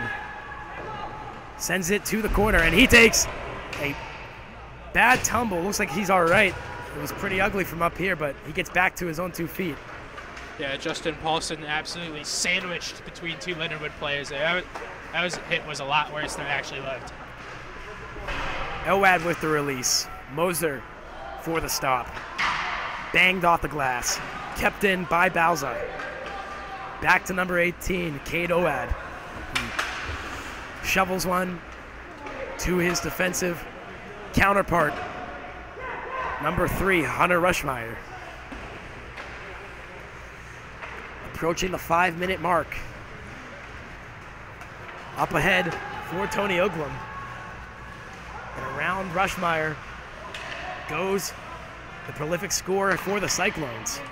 He gets it to Arroyo in the middle of the ice. And Arroyo down to his feet as he turns the puck over to Colbeans.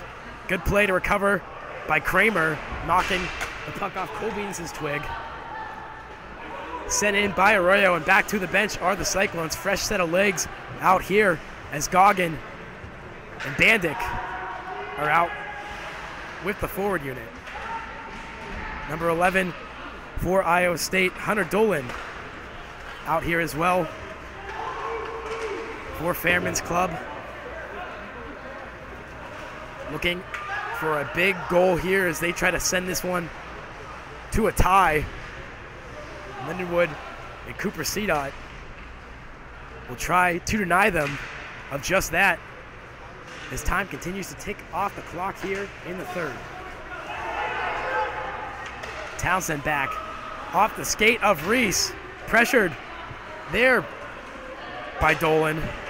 And he'll head to the bench as Reese was able to recover there. Ooh, through the legs of number 5. Shot by Severson. Skips back out to the red line. Touched up by Song. And he gets it over.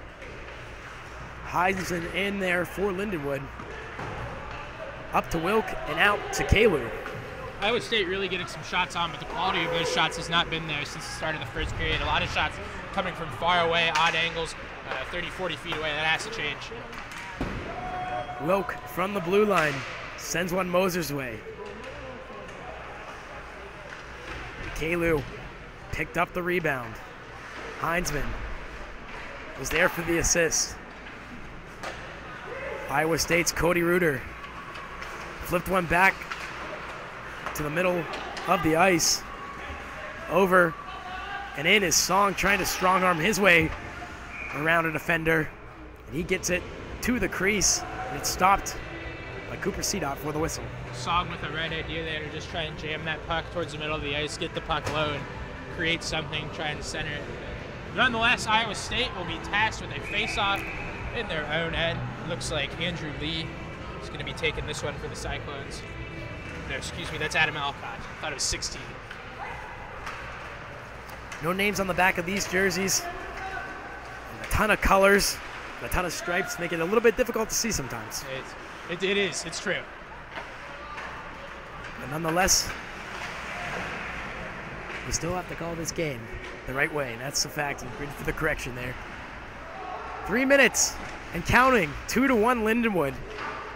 And watch for Moser to leave his cage here in the coming minutes should the score remain the same. That one is sent back in to the Cyclone zone. There to pick it up is Paulson. And he takes it back behind Moser. Deliberating is number 10. And he gets it up to Azevedo, who knocks it ahead for Kramer.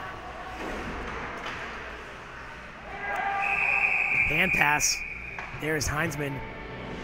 Took the puck as it was batted down by Colbeans. We're going to get a whistle here.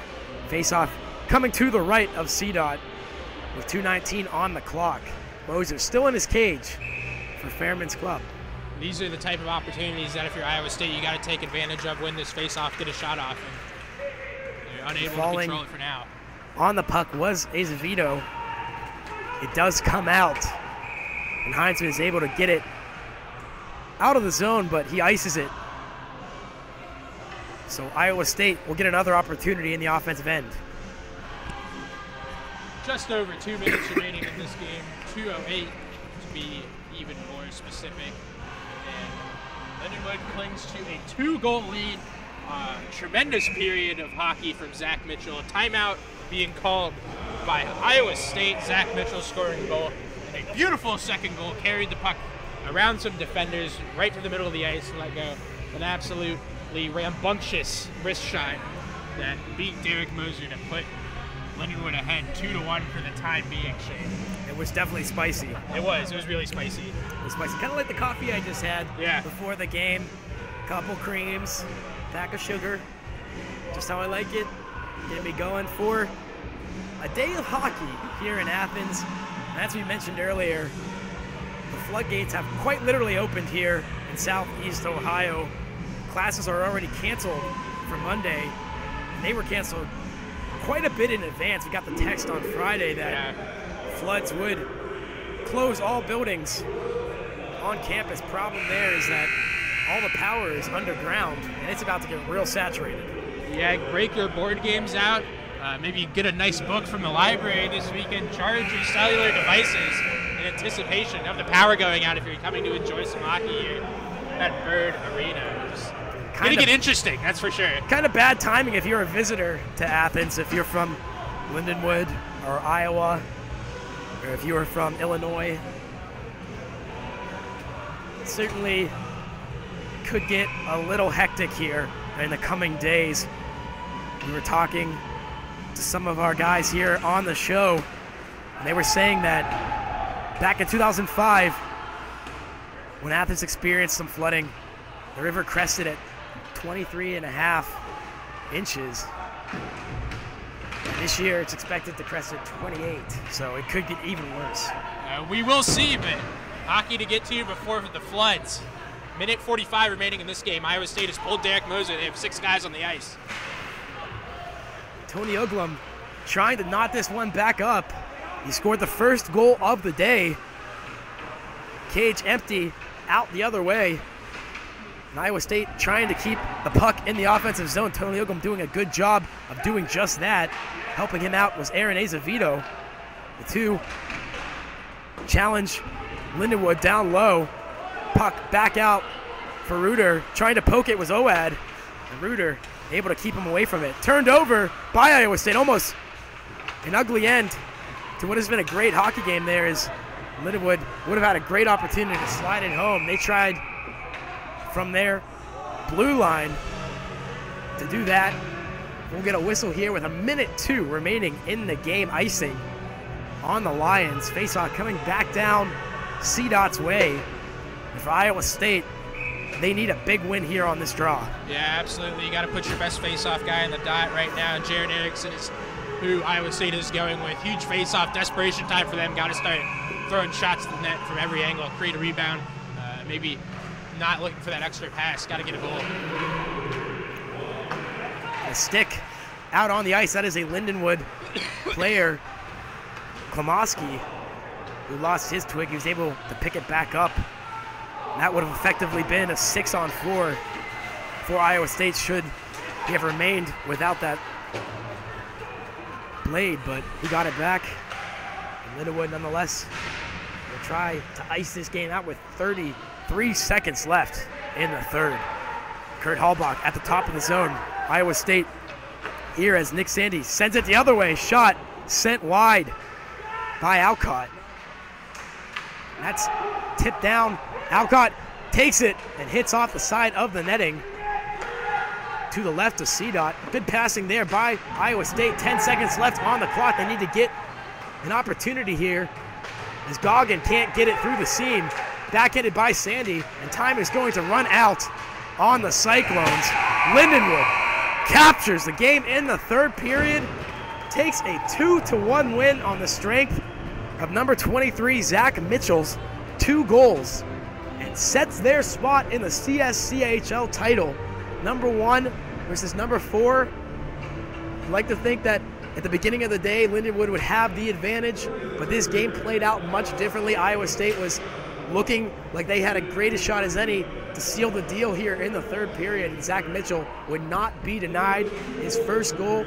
A little bit greasy, that second one, pretty beautiful as he was able to bury it past Moser and get the job done for the Lions. Yeah, we talked about it in our AVW Presents Hockey pregame show of how, if you look at the earlier meetings between Iowa State and Lindenwood in the season, they've mostly been 1-goal games, and that's dating back to not just this year, but many previous years. These two teams play each other extremely closely. Iowa State comes out, gets that goal in the first by Uglum, I believe it was, and really just controlled the game through the first 2 periods. But Zach Mitchell, the story of this hockey game, unquestionably taking over the hockey game, 2 goals in the third. Another big thing we should highlight is Cooper CDOT coming on in relief for Michael Hales, dealing with an ankle injury, went out in the second period. CDOT comes in, takes over, does an admirable job, does not let in a single goal, and gets the win out of the bullpen, if you will. Cooper CDOT picks up his 4th win of the season against the Cyclones, and Iowa State bows out on the second day of the tournament. A very, very good showing here for the Maroon and Gold as they won last night 6-3 and played their hearts out here today against the Lions. They will come back in a couple weeks for the ACHA National Tournament, but Lindenwood will be here again tomorrow at 2 o'clock as they rest up in lieu of a chance to play either Illinois or Iowa. We are going to have all the games here, including Ohio's contest tonight against the Illini. Pre-game show starting at 7 o'clock, puck drop at 7:30. And we're going to be back in a little bit, but we're going to send it out for now. Thanks for joining us. If you are from either Iowa, if you are from Missouri, if you're from Ohio, wherever you guys are watching, we had a great time here calling this one. A great hockey game. Lindenwood 2, Iowa State 1. Bobcats hockey up next, folks. We'll see you at 7.